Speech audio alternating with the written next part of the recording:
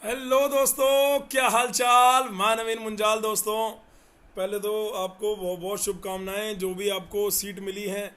अगर किसी बच्चे को आईपी में अभी कोई सीट नहीं अलॉट हुई तो घबराना नहीं है बेटे। आपको अच्छे से सेकंड काउंसलिंग के लिए जाना है। मैं आपको डू नोट्स बता देता हूँ। जिनको सीट अलॉट हुई है उनको क्या करना है, जिनको सीट अलॉट नहीं हुई उनको क्या करना है, जिन्होंने फर्स्ट राउंड में रजिस्ट्रेशन नहीं किया उनको रजिस्ट्रेशन नए सिरे से करना है। ठीक है, ये तीनों चीज़ें, तीनों कैटेगरी को अपन देख लेते हैं। मैं फटाफट से लेके चलता हूँ आपको आईपीयू की मेन वेबसाइट पे, रजिस्ट्रेशन पे लेके चलता हूँ। रजिस्ट्रेशन में मैंने यूज़र नेम पासवर्ड डाल दिया, वो सब कुछ कर दिया। उसके बाद अपन प्रोसीड करते हैं। इसको प्रोसीड करने में थोड़ा सा टाइम लग रहा है तो देख लेते हैं भाई क्यों टाइम लग रहा है। अरे भाई खुल जा सिम से। ठीक है, ये कह रहा है कि भाई तुमने काफ़ी, ये कह रहा है कि काफ़ी तुमने लेट कर दिया था भाई, इसलिए मैं लॉगिन नहीं होऊंगा। अब मैंने दोबारा आपको लॉगिन करा है।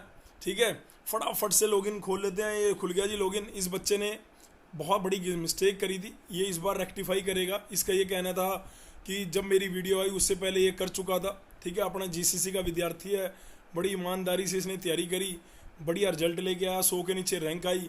ठीक है, और इसकी अगर हम सीट अलॉटमेंट देखो तो इसने टोटल चॉइस फिल करी थी 7, इसको मिली है 5वें नंबर वाली चॉइस।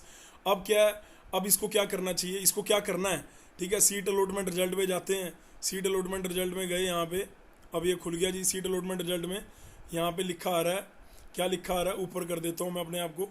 ठीक है, यहाँ पे लिखा आ रहा है सीट अलॉटमेंट तो कंप्लीट हो गया। इसने अभी तक बच्चे ने फ़ी पेमेंट नहीं करी। तो अगर किसी भी बच्चे को सीट मिली है तो उसको फ़ी पेमेंट करनी है। मैं बार बार बोल रहा हूँ, फ़ी पेमेंट सबको करनी है। कई बच्चे कह रहे हैं कि सर जो फीस हम भरेंगे, फ्लोट करेंगे, अगर हमें कॉलेज पसंद नहीं आया तो फीस रिफंड हो जाएगी। बिल्कुल हो जाएगी भाई, सेकंड काउंसलिंग के बाद भी हो जाएगी। फर्स्ट काउंसलिंग के बाद उन्होंने 1 तारीख को टोटली बता रखी है। उसके बाद अगर आपको सेकंड राउंड के बाद भी करनी है तो भी हो जाएगी। ठीक है, 60,000 रुपये आपको पे करना है। कई बच्चे कह रहे हैं कि हम स्कॉलरशिप के लिए देख रहे हैं। अरे भाई स्कॉलरशिप वो बाद की बात है, अभी आपको फीस पे करनी है। ठीक है, जो भी जनरल डाउट है मैं इस वीडियो के अंदर कवर करने की पूरी कोशिश करूंगा। मुझे लगता है कि बच्चे इस वीडियो को लास्ट तक देखेंगे। इसमें मैं डीएसयू का सेकंड राउंड का रिजल्ट क्यों नहीं आया वो भी बताऊंगा, और अभी नेक्स्ट 2-3 घंटे के अंदर यानी 12 बजे के बाद वो रिजल्ट भी आ जाएगा। डीएसयू दिल्ली की बात कर रहा हूं, सेकंड राउंड काउंसलिंग का। ठीक है, चलिए उसके बाद क्या है बेटे, फी पेमेंट करेंगे आपके पास। उसके बाद विलिंगनेस, अगर आपको आपकी नंबर 1 चॉइस मिल चुकी है, आपने नंबर 1 पे ट्रिपली भरा किसी बच्चे को और नंबर 1 पे महाराजा अग्रसेन ट्रिपली में भरा तो उसको वो मिल गया, तो वो तो फ्रीज करेगा, उसके पास और कोई ऑप्शन नहीं है ना। लेकिन किसी को अगर नंबर 2 का मिला है, 3 का मिला है, 4 का मिला है तो वो फ्लोट करेगा। सर मान लो इस बच्चे के ऊपर हम लेके जाते हैं, इस बच्चे को 5वें नंबर की कैटेगरी मिली है। हाँ जी बिल्कुल, 5वें नंबर की कैटेगरी मिली है इसको, मतलब 5वें नंबर का ऑप्शन मिला है इस बच्चे को। हाँ जी ठीक है, तो सर अब ये अब आपके हिसाब से ऊपर की चॉइस अगर ना चेंज करें, ऑब्वियसली ऊपर ब्लंडर ना करे, मतलब लेकिन अगर ये चाहता है कि मेरा अपग्रेडेशन हो तो इसने जैसे लास्ट टाइम गलती करी है परशुराम भरने में, तो इसको इसने पहले भरी यूएसआईसीटी, सेकंड नंबर पे भरा यूएसआईसीटी की शायद कोई और ब्रांच है, फिर मेट भरा, फिर इसने एमएसआईटी भरा चौथे नंबर में, और 5वें नंबर पे भर दिया भगवान परशुराम। इसको 5वें नंबर वाला मिल गया, मैंने पहले ही बोला था वैसे। ठीक है, अगर अगर मान लो ये बच्चा, मैं यहाँ पर आपको ये आप डाउनलोड सीट अलॉटमेंट तभी कर पाओगे जब आप फीस पेमेंट कर दोगे और विलिंगनेस अपनी शो कर दोगे। तो बेटे जो भी बच्चा तृप्त नहीं है उसको फ्लोट करना चाहिए, लेकिन फ्लोट के भी कुछ टर्म एंड कंडीशन है। आप उसके जो भी आपको मिला है आप उसके ऊपर चेंज मत करिए, कोई और ब्रांच मत डालिए। ठीक है, ताकि आपको वो मिल जाए। तो ये फ्लोट का मतलब है आपको अगर ये सीट मिली है तो ये तो रहेगी, लेकिन अगर मान लो आपने ऊपर इस बच्चे की रैंक है 86, इस बच्चे ने ऊपर महाराजा अग्रसेन की कंप्यूटर सेकंड शिफ्ट भी कर दी, तो इसकी भगवान परशुराम वाली सीट छूट के महाराजा अग्रसेन की सेकंड शिफ्ट मिल जाएगी अगर सीट खाली होती है तो, नहीं तो इसको भगवान परशुराम वाली कंप्यूटर ब्रांच तो रहेगी। यानी इसको ऊपर वाला ऑर्डर भी अब चेंज करना पड़ेगा अगर इसे अपग्रेड चाहता है।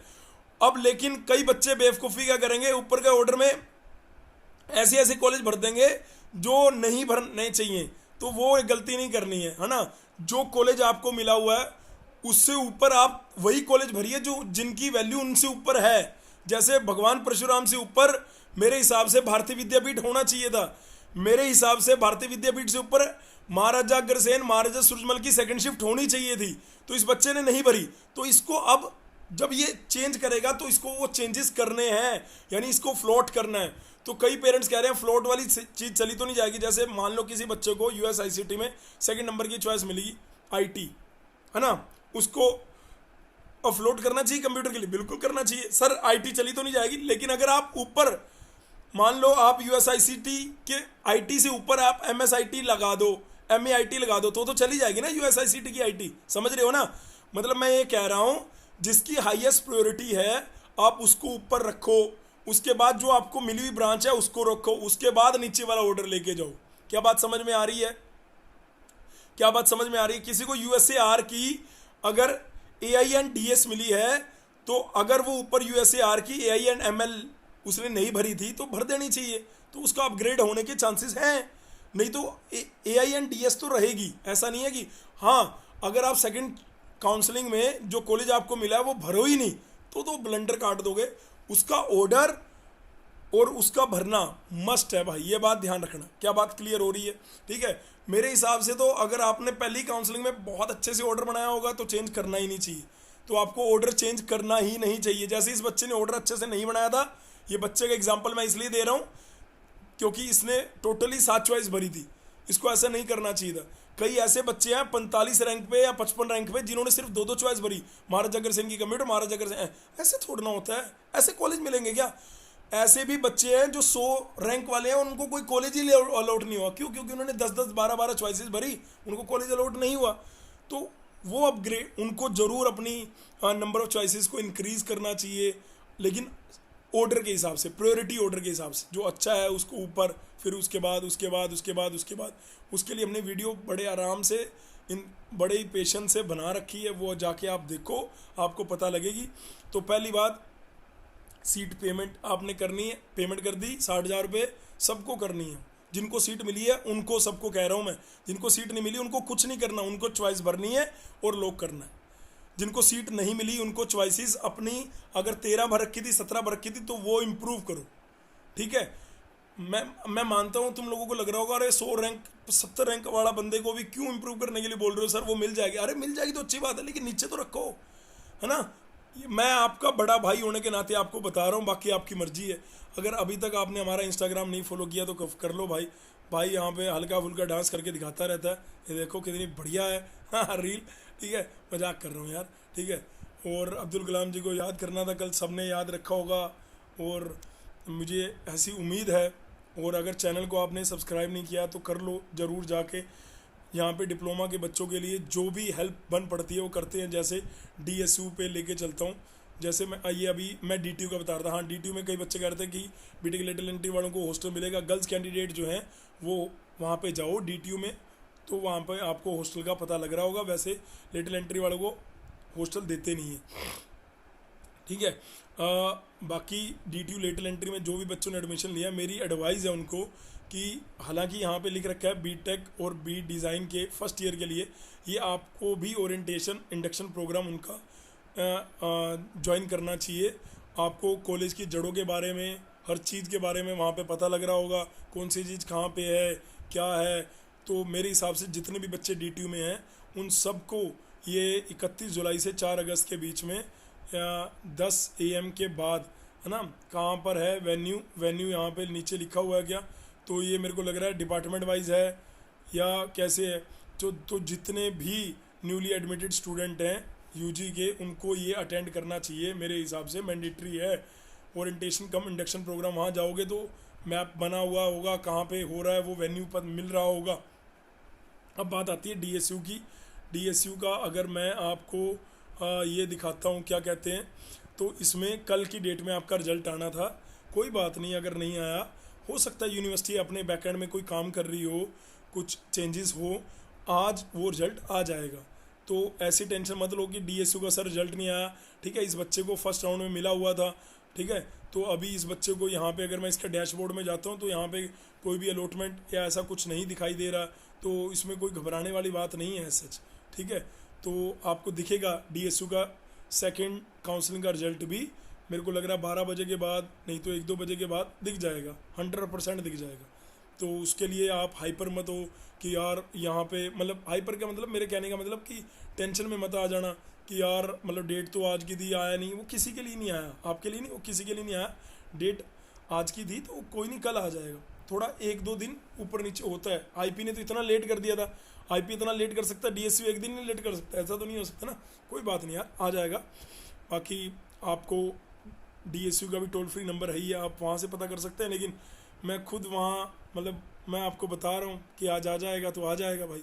डीटीयू का मैंने आपको इंडक्शन प्रोग्राम के लिए बोला है। आईपी यूनिवर्सिटी के बच्चों को मैंने जो जो चेंजेस हैं, मतलब उन्हें हर हाल में फ्लोट करना चाहिए। अपने ऑर्डर को ध्यान से रखें, मतलब जो कॉलेज मिला हुआ उससे नीचे वैल्यू वाला कॉलेज आप ऊपर मत लिख देना। आप उससे प्रायोरिटी वाइज जो कॉलेज मिला हुआ, जैसे बच्चे को भगवान परशुराम मिला हुआ था तो बच्चा ऊपर महाराजा अग्रसेन, सूरजमल उसकी दूसरी ब्रांचेस भी कर सकता है ताकि उसे वो कॉलेज मिले, ठीक है। लेकिन आप भगवान परशुराम आपको मिला हुआ और आप ऊपर एचएमआर कर दो तो फिर भगवान परशुराम में सीट नहीं बचेगी, तो एचएमआर मिल जाएगा आपको। और फिर आप मेरे को मत कहना, आप तो कह रहे थे फ्लोट में, वो तो रहेगा ही रहेगा। रहेगा मतलब तब जब ऑर्डर ध्यान से रखो, ऐसे नहीं कि लल्ले पल्ले पंक्ति कर दी और फिर बाद में अरे गुरुजी आप आओ। गुरुजी नहीं आएंगे फिर, ठीक है, गुरुजी नहीं आएंगे हेल्प करने, आपको हेल्प करने हम साक्षात पहुंच रहे हैं। आपको बस आपको क्या करना है, वीडियो को लाइक करना है, चैनल को सब्सक्राइब करना है, और टेलीग्राम पे अगर आप अभी तक नहीं जुड़े हैं तो जुड़ जाओ। और अपने जूनियर को बताना है कि अगर बेटे लीड की तैयारी करनी है तो इससे बढ़िया प्लेटफॉर्म नहीं है, जो कि सच है ना। अपने दोस्तों को बताओ, या जाओ और ये ऐप डाउनलोड करो। यहाँ पे बहुत ही टैलेंटेड लोग उनकी हेल्प करने के लिए लगे हुए हैं। हम जैसे आपकी कर रहे हैं ऐसे उनकी भी करेंगे भाई, ठीक है ना। तो पिछले 13 साल से यार अपन यही काम कर रहे हैं और यही करते रहेंगे। Thank you so much listening my voice, love you all, God bless you all, take care, शबा खैर।